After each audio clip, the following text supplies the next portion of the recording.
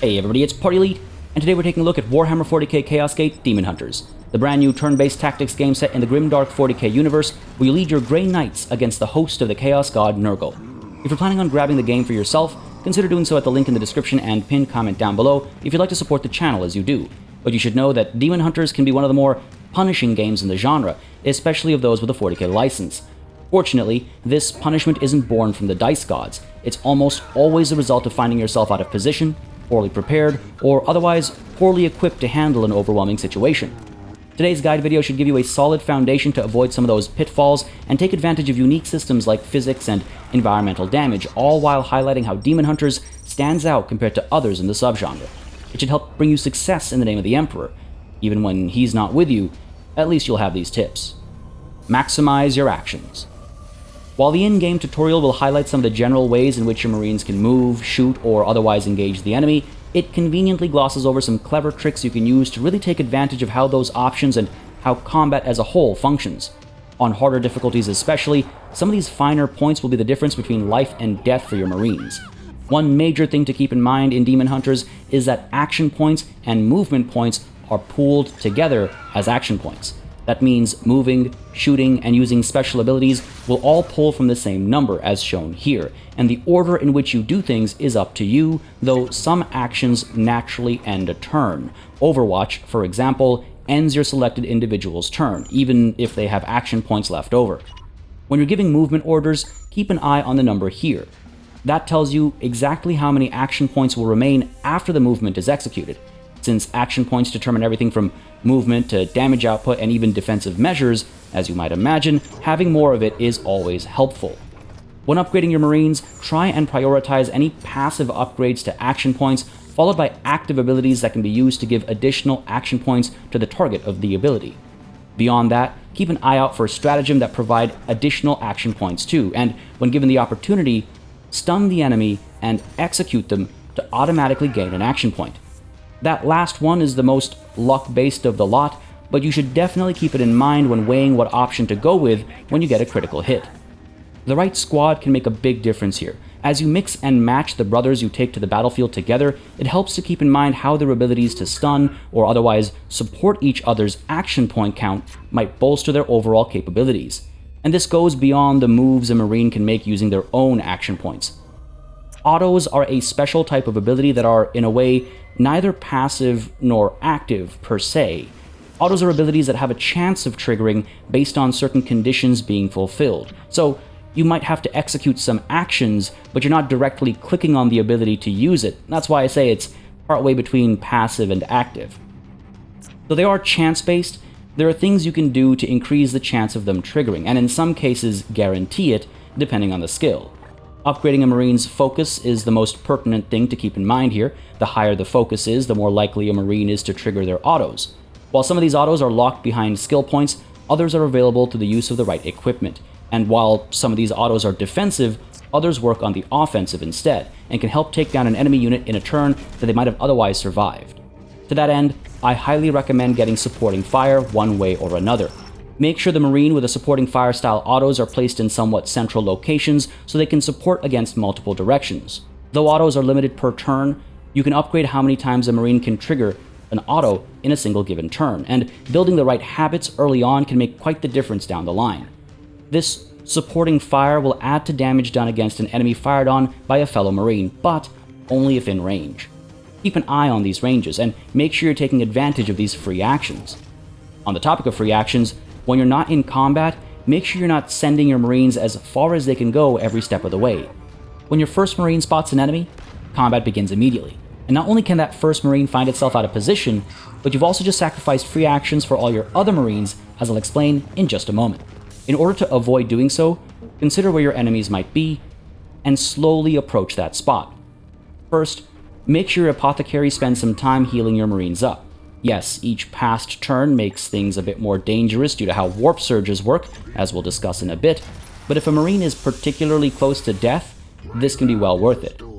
Once you're comfortable with the HP across your Marines, start moving forward a bit more aggressively, but still, don't rush it. You want to maintain unit cohesion.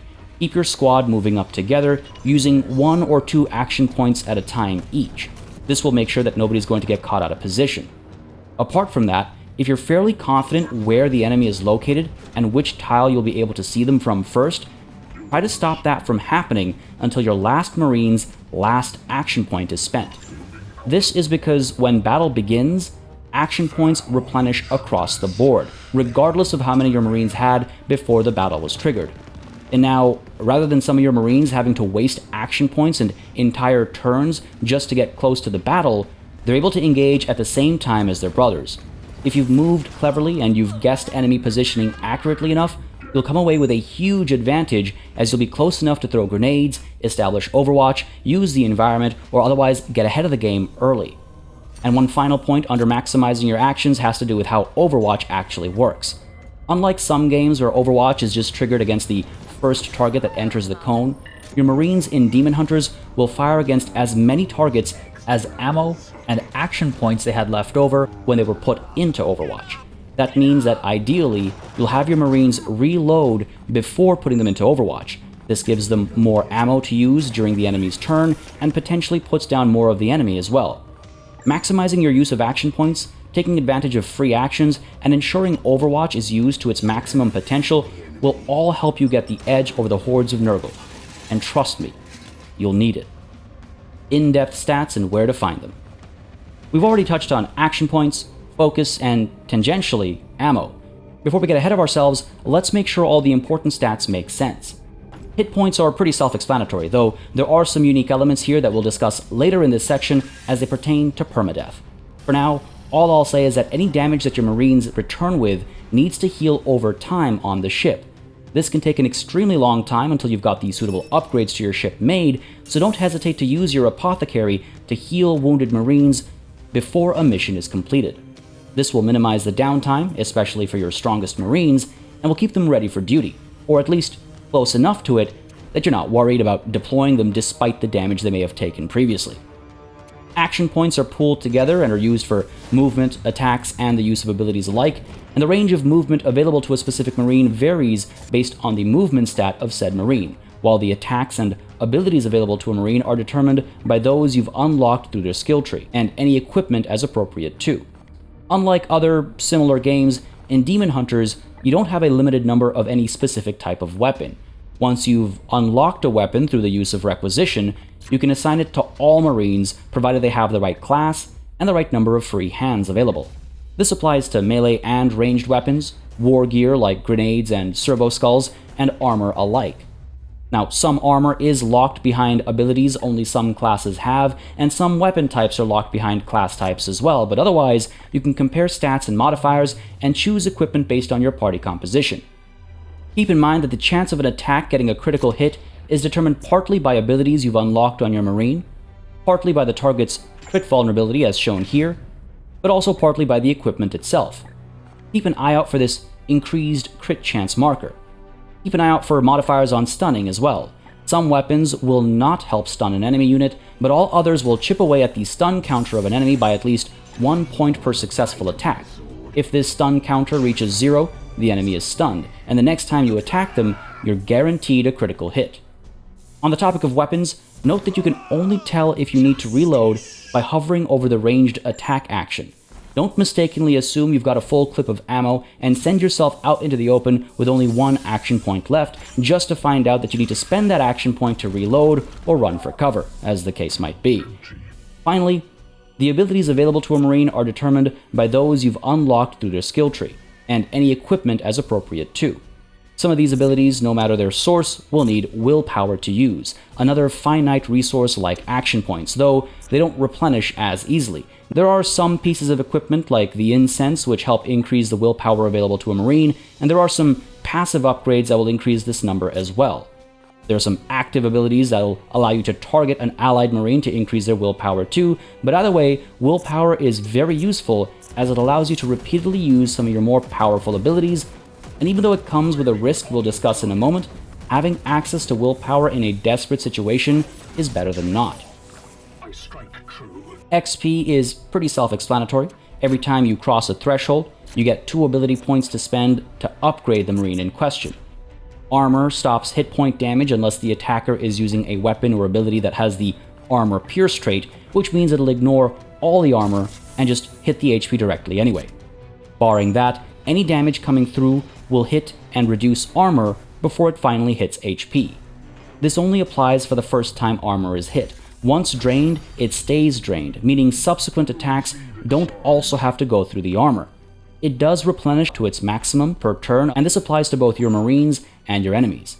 The only exception to this is if the armor is broken. Unlike Armor Piercing, which ignores armor completely and doesn't even reduce it, abilities and weapons that cause armor break will permanently reduce the armor on a unit, reducing the maximum it can replenish to, potentially preventing replenishment from happening completely. Keep armor in mind when picking enemy targets especially. After chipping an enemy unit's armor down, don't stop focusing down on them. Don't let them replenish that damaged armor. If you're up against an enemy with low HP but a lot of armor, try and get your Armor Piercing to focus down on them instead. Keep an eye out for temporary armor too, as indicated by the numbers on the armor pips. If you have the option, maybe let it go away on its own rather than trying to power through it, wasting damage output that could have killed or at least damaged another unit elsewhere. On your own side, don't hesitate to use Aegis armor to bolster armor on a Marine, if even for one turn. It costs willpower, but the slight reduction to damage can make a significant difference if you're caught out of position. The focus stat, meanwhile, determines how likely a Marine is to trigger one of their autos, and how likely they are to apply an affliction from one of their attacks or abilities. Afflictions are debuffs like slow, pinned, hobbled, etc., and they don't always apply unless otherwise stated, relying instead on this focus stat and the chance it brings with it. On the flip side is resistance, reducing the chance of being hit by an affliction. Finally, resilience is an indication of how close to permadeath your Marine is. When a Marine's HP drops to 0, they go down temporarily. They'll recover and get back up with half their HP in a few turns, or with the aid of an apothecary or a servo skull, but they'll have their HP capped at 50% of their total for the rest of that mission, and they'll lose 1 resilience point. If their HP goes down to 0 a second time in the same mission, they're dead for the rest of the mission, but not permanently dead. They'll be back on the ship and they'll need a handful of days to recover from their critical wound before they can be deployed again, but if this resilience number reaches 0, that's the end of the line for them. So yes, your Marines can be permanently taken out of commission, and that means all the XP you spent on them, all the time you spent picking out their outfit and upgrading their ability has been thrown out the window. So don't be afraid to retreat when you can. Many missions will end with you being absolutely swarmed, needing to hold out for a few turns before you're teleported to safety aboard the ship. You do not need to engage with every enemy that appears. Pull back, run away, stay safe, stay alive. A single dead cultist is not worth the life of a trained Grey Knight. This only applies if you're in trouble, of course, but don't hesitate to take this option. Again, when HP reaches 0 the first time, it's not the end of the world. But when resilience hits 0, it's the end of that Marine's world. A dangerous world. Whether it's fiery floor tiles, pestilent air, the overwatch cone of an enemy, or the warp itself, there are many dangers in Daemonhunters. To avoid the physical dangers, one of the key options to keep in mind is the waypoint system. While each action point gives you a movement distance equal to your move stat, you don't have to use it all with single clicks. You can click out a set of waypoints with multiple clicks to build out a path, and only when you've finished building your path out, you can click a second time on your destination or click to confirm the movement. Either way, your Marine will get to this end destination using the path you drew out. This can be used to dodge dangerous terrain, it can be used to dodge overwatch cones, and it can be used to choose which tile you want your Marine standing on when it strikes in melee. Just pick a spot next to your enemy first, and then click on the enemy. As you're moving around, you want to keep an eye on this action point counter. Again, as mentioned earlier, this indicates how many action points will be left once the movement has been executed. So again, if you're setting up a bunch of waypoints, you might still have some action points left over, and you want to make sure you have action points left over if it's a part of your plan.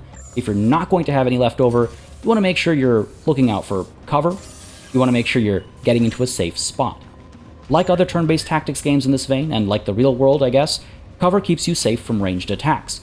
Full cover gives you complete protection from ranged attacks coming from the opposite side, while partial cover gives only partial protection. This applies when you're attacking too. Enemy cover will reduce your damage output or potentially make a ranged attack completely impossible.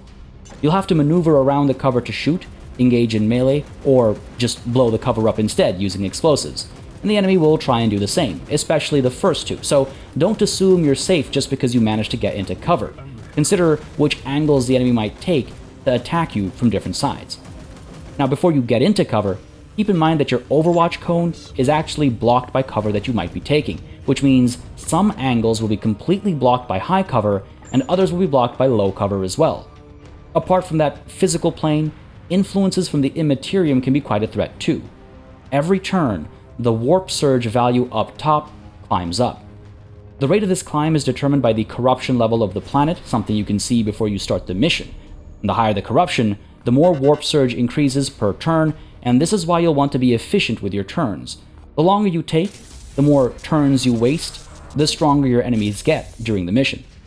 The use of willpower will also increase the warp surge level with each use, so whether you're using willpower for special abilities or to upgrade your attacks, keep an eye out on the warp surge level. Don't just buff every attack just because you can, and don't just give yourself extra armor because you feel like it. There is a cost to every such decision, and you can't afford to be frivolous with warp surges. Every time this number hits 100%, the enemy gains some type of boon or another. This can include mutations that buff each unit in unique ways, or more general advantages for the enemy. Either way, it's bad news for you, and these advantages can stack if you get multiple warp surges on a single mission. Something to keep in mind is that warp surges only trigger after your turn, not right when the number hits 100%. So if it's close to hitting that mark, and especially if it's going to hit that mark because of the natural per turn increase anyway, you may as well go all out. Use all the willpower abilities, buff all the attacks, just stack it all. It doesn't matter if it's already going to hit 100% because of that natural per turn increase. I mean, don't waste willpower uselessly, obviously, but you can throw caution to the wind as far as warp surges are concerned at least. Because again, it can only ever get to a maximum of 100% before it resets, but that 100% doesn't trigger until your turn is done. So if you're going to hit that 100% marker either way, you might as well take advantage of it. Now, that's warp surges taken care of. As for your other threats, target selection. Naturally, picking your targets is essential in a game like this. Picking off the weak, finishing off the hurt, prioritizing the dangerous, etc., etc. But how are those defined here beyond the obvious? Well, first of all, it's important to know if, what, and how well you can actually hit something. When giving move orders, you'll notice a red number appear over enemy units. It tells you how much damage you do with a single attack, and you'll want to keep an eye out for these thin, glowing blue lines too. I wish they were bolder, but for now, you'll just have to sharpen your eyes. These blue lines represent what you can hit. So, as you hover on tiles trying to figure out where to move your unit, you want to look for this blue line to show what you can hit, and you'll want to separately consider how much damage you might cause from different places as well. Range and cover are huge determining factors for damage, as you can see here. Now, until you get familiar with your enemies, and sometimes even when you do, these numbers might not mean much on their own. Hovering over an enemy and clicking the eye will show you a ton of information, like the stats we talked about previously, including the enemy's hit points in numerical form. And just a quick sidebar, if some of this information isn't clear enough, you can always refer to the codex that you can reach from the pause menu. But here, on this screen, you can now tell if that 4 damage is going to kill the guy or not. This screen has many uses as far as picking targets. You can see how much damage the enemy can do, if it's got mutations, and what special abilities it might have, as well as buffs or debuffs currently applying to it. You can do the same thing with your own Marines. If you ever need a refresher on your own troops' abilities, or if you need to double check what a status effect does, just hover over a Marine, click the eye, and take a quick look. Back on topic though, get picky with target prioritization. It doesn't matter if you kill 4 cultists if you leave a unit with a grown ability alive, allowing it to use said ability to raise those 4 dead cultists back from the dead. On the other hand, maybe a currently active ability is only partly cast and will complete casting next turn and is worth interrupting through murder. You might care for crit chances, especially when it comes to attacking seed bearers for the purpose of extracting seeds, and you'll want to pick a capable Marine unless you want to mistakenly kill the thing and miss out on seeds that you could use for research and upgrades. Critical hits also allow you to stun and execute enemies as described previously. One last thing to keep in mind is the damage output versus the amount of hits you can actually make from a destination. Again, Because movement and attacks are taken from the same action point pool, sometimes you'll need to choose between getting close and making one attack for a certain amount of damage, or not getting as close, but getting two attacks for less damage each, but more overall damage when those two attacks are added together. It's just a matter of checking your math. A single attack with a certain amount of damage versus two attacks that together cause more damage. Be diligent here, especially in harder difficulties, and you'll have a significant advantage, though it might feel inconsequential at times. But there's something else that you can use to target your enemy. The laws of physics. Abusing physics. The game will introduce you to its environmental destruction very early on in the tutorial. It's a powerful tool and fun to use, but as with other elements, there are some sneaky ways to use it and other similar elements as well. For one, pillars and statues that fall over cause damage over a slightly larger area than it appears when looking solely at the UI. Take your time to look around and make sure you're hitting multiple targets when possible. But that applies to more than just people. Environmental damage can cause more environmental damage. Not only will it crush and destroy cover in its path, but it will also trigger any additional environmental damage that it interacts with on its way down. At times, with some luck, you might be able to use these chain reactions to kill multiple units rather than just one. In a way, this also extends the range that your Marines can do damage. This is obviously not an option everywhere, but when it is, it can be a most glorious thing to watch unfold. The more explosive environmental damage, whether it's an exploding barrel or a falling pillar, has an additional chain reaction. It knocks people around.